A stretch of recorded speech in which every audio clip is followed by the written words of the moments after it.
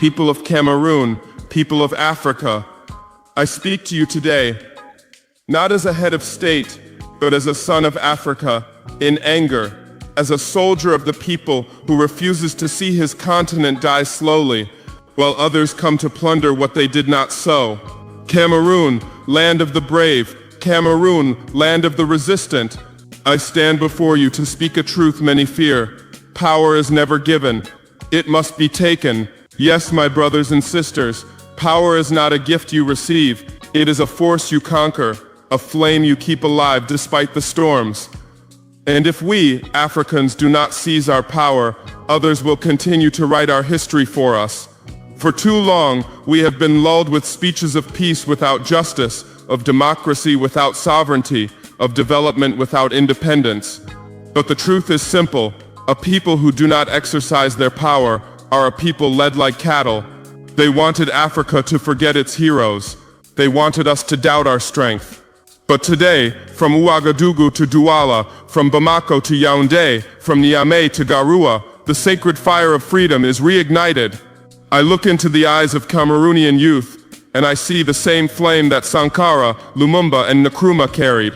This flame says, we will no longer be spectators of our own history. Yes, Cameroon, your time has come.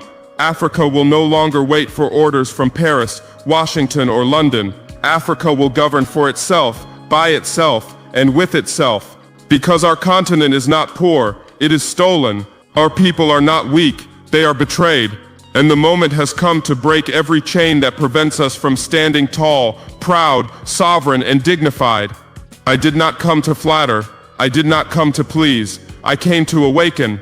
Because Cameroon, like Burkina, like Mali, carries in its blood the courage of people who refuse to kneel. Power is never given, it must be taken. This is the cry of the new Africa. It is the echo of all the martyrs who fell so we could be free. And as long as Africans breathe, as long as a single young person refuses fear, as long as a single woman carries the dignity of Africa in her heart, our continent will live, standing and sovereign. Brothers and sisters of Cameroon, companions of Africa, when we speak of power, we must first speak of our wounds, because Africa still bleeds. She does not only bleed from wars or poverty, she bleeds from betrayal. Yes, our greatest wounds often do not come from foreign enemies. They come from our own sons, from those who have forgotten that governing is not dominating but serving. The white colonizer has packed his bags, but the black colonizer took his place. They put African flags, but behind those flags they left the chains. They changed the master's color, but not the nature of the system. I do not speak here to accuse, I speak to awaken consciences. What has destroyed Africa is not only bombs, but silent compromises, betrayals of conscience, elites who sell their people for a position or a contract. They traded the dignity of the people for personal privileges. They chose to serve foreign powers instead of serving their nation. Cameroon, you are great, you are rich, you are strong, but why do you still live in fear and dependence? Why do the youth of Cameroon lack the means for their genius? Because they have stolen your economic power, confiscated your right to decide, and sometimes even made you believe you are incapable of self-governing. Look around you. Every time an African country wants to be free, foreign powers unite. They fund divisions. They create rebellions. They buy consciences. They even use our own brothers against us. This is how they killed Lumumba, how they silenced Thomas Sankara, how they assassinated Gaddafi, and how they attempt today to isolate leaders who resist. But let them know one thing, you can kill a man, but you can never kill an idea. And the idea of freedom, the idea of sovereignty, the idea of a united and strong Africa is now deeply rooted in the hearts of the people. Powers that dominate Africa are not afraid of our armies, they are afraid of our consciousness. Because a conscious people becomes ungovernable by fear. So they try to keep us in lies. You are poor. You have no future without us. Your resources need our expertise. Lies. It is our wealth that fuels their industries. It is our gold, our oil, our cocoa, our bauxite that supports their economies. Yet our children die of hunger next to the mines. The real fight, Cameroon, is no longer just against foreigners. It is against the mindset that taught us to depend. When you believe your salvation comes from your oppressor, you become your own jailer. That is why I repeat, The power of the African people must return to the people, not to parties, not to corrupt elites, not to multinational puppets. Power is the voice of the people, the will of the nation, the dignity of Africa. You do not need anyone to liberate you. You need to remember who you are. You are the country of Umnyobe, Reuben Umnyobe, a man who refused to kneel and who paid with his life so Cameroon could be free. It is this spirit we must awaken. Because independence is not a signed paper, it is a daily struggle. Yes, power to the people. Because only by reclaiming our consciousness, by breaking the mental chains, by rejecting fear, can we say, we are finally free, in mind, in spirit, and on our land. Brothers and sisters of Cameroon, when we talk about power, about freedom, we cannot move forward without honoring our spiritual fathers, those who paved the way before us. I speak of Thomas Sankara, of Patrice Lumumba, of Kwame Nkrumah, and all the African martyrs whose blood still cries out across our continent. When I pronounce these names, I do not speak of cold statues or heroes on paper. I speak of men of flesh and blood who loved Africa more than their own lives and who paid the ultimate price so that we could stand and say no today. Thomas Sankara said, "An enslaved man who cannot revolt does not deserve pity." He said this not to condemn, but to awaken the honor of Africans, because true freedom is not given, it is conquered through courage and sacrifice. And what about Patrice Lumumba, this 35-year-old man who faced Belgium, the CIA, and the traitors of his own country and refused to remain silent? He chose to die standing rather than live kneeling. History will one day say that Africa has found children worthy of her, he declared before being assassinated. And today we are those children. We are those who refuse to let the flame die. Kwame Nkrumah, the visionary of Ghana, said Africa must unite or perish. These words still echo today, because our enemies know, as long as we are divided, we are weak. But the day Cameroon, Burkina, Mali, Congo, Senegal, all speak with one voice, no power on earth can subdue us. Brothers and sisters, these men did not fail. No, they were betrayed by a system that did not want Africa to stand. But their ideas survived. And today, these ideas return with new strength. Look at what is happening on our continent.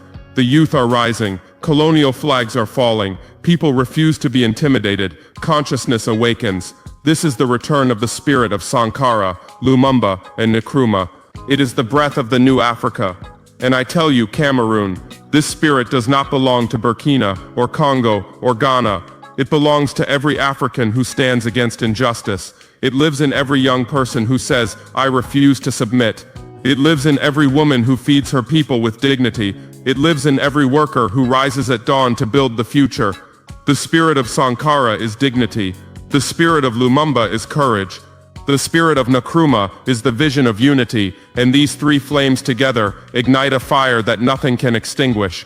Power is never given, it must be taken, but to take it you must first restore the pride of those who were meant to be dominated. When Sankara spoke, he did not speak only to Burkina, he spoke to all of Africa. When Lumumba dreamed, he did not dream only of Congo, he dreamed of total liberation for the continent. And when Nkrumah called for unity, he knew that enemies fear not our borders, but our union. Today this legacy belongs to us. And it is up to the youth of Cameroon to say, we take up the torch, not to imitate, but to complete what our fathers started. I tell you from my heart, we cannot afford fear, because those who walked before us had fewer weapons, fewer resources, but more courage, and that courage is what our generation must relearn. The spirit of Sankara lives in you, when you refuse to sell out. The spirit of Lumumba lives in you, when you speak the truth, even alone. The spirit of Nkrumah lives in you when you dream of an Africa without chains. So do not let anyone tell you that you are small. You are Africa, and Africa is great. Brothers and sisters of Cameroon, proud and courageous people, today I want to speak about you. Yes, you, Cameroon, because your history is not ordinary. Your history is that of a people who have always refused slavery. Your history is that of a land that has always carried the weight of truth. Even before the word independence was spoken, even before borders were drawn, Cameroon was already bleeding for its freedom. Your soil drank the blood of Reuben Umnyobe, Félix Roland Moumié, Osende Afana and Ernest Wanje, giants who refused to bow to empires. But what did they do to them? They called them rebels, they chased them, they assassinated them, because they dared to say Cameroon belongs to Cameroonians. And that is why Cameroon, I tell you, you have never truly been defeated. You were betrayed, suffocated, divided, but you never stopped resisting. When I look at your people, I see silent pride, I see contained rage, I see men and women waiting only for a spark to ignite the night. Cameroon, you are a sleeping lion, and the hour has come to roar again.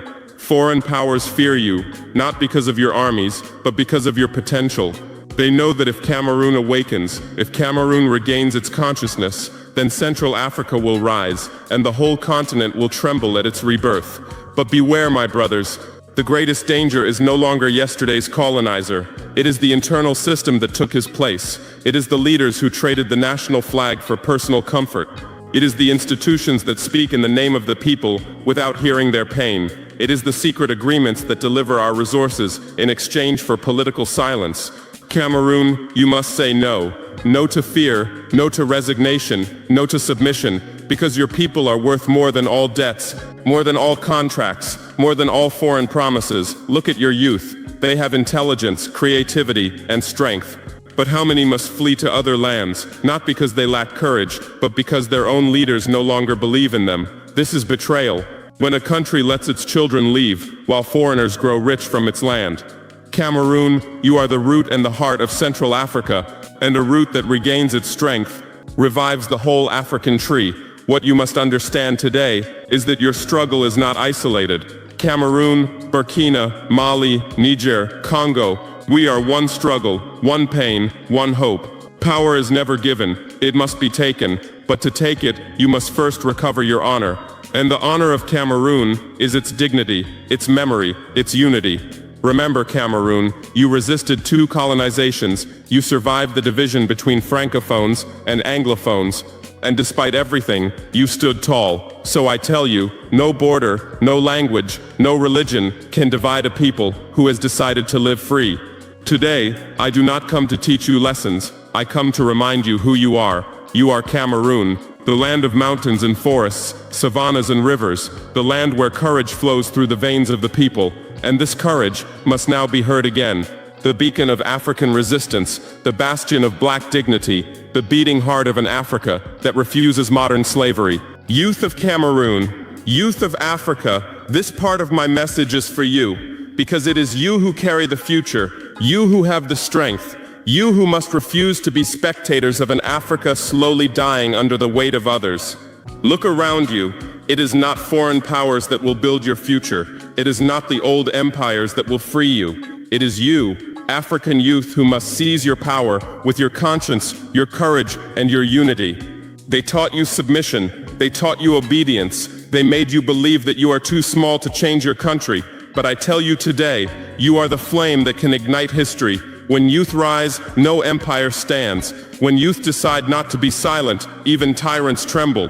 But listen carefully, my brothers and sisters. The power of the people cannot be improvised. It must be built. It must be fed with knowledge, discipline, and solidarity.